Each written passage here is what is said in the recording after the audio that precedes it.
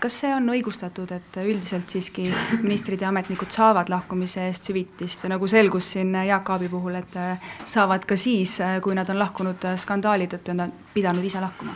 No, minu meelest ei ole küsimus siin skandaalis, vaid küsimus on selles, et kui inimene lahkub ühelt kõrgelt tasustatavalt töökohalt, nagu näiteks Tallinna linnapea, teisele kõrgelt tasustatavale töökohale nagu ministriks, siis minu meelest peaks seadus olema niisugune ja ma arvan, et me selles valitsuses peaksime selle seaduse muudatuse ette võtma, et sellisel juhul ei maksta mingisugused sageli kümnetesse tuhandetesse ulatavaid kompensatsioone, sest see selgelt riivab ühiskonna õiglustunnet.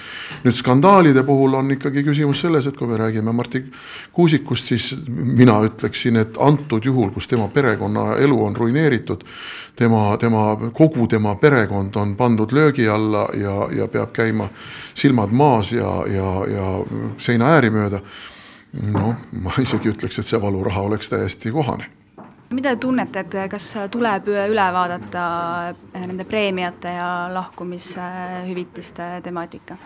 Eks siin tuleb hoida sellist paindlikku joont ja nagu ma ütlesin, et kui lahkus Jaak Aab ja tänane lahkumine, et me näeme juba ka nendest õppetundidest, et tegelikult riik on õppinud ja seadus ütleb ka üheselt ju, et kui minister astub ise tagasi, siis talle ei maksta preemiat välja.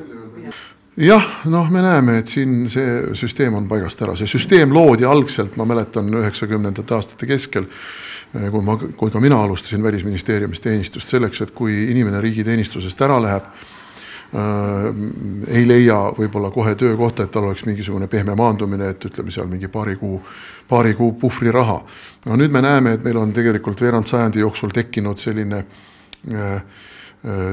seltskond elupõliseid ametnikke ja ka poliitikuid, kes ringlevad kogu aeg ühelt kõrgelt tasustatavalt kohalt või ühelt soojalt ametikohalt teisele ja iga kord, kui nad seda vahetavad, saavad nad veel ka siis nii-öelda pehme maandumise raha. Nagu ma ütlesin, ma arvan, et see on vale süsteem.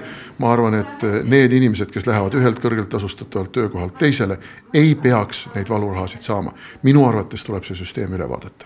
Ja ma teen selle ettepaneku ka Rahandusministeeriumile.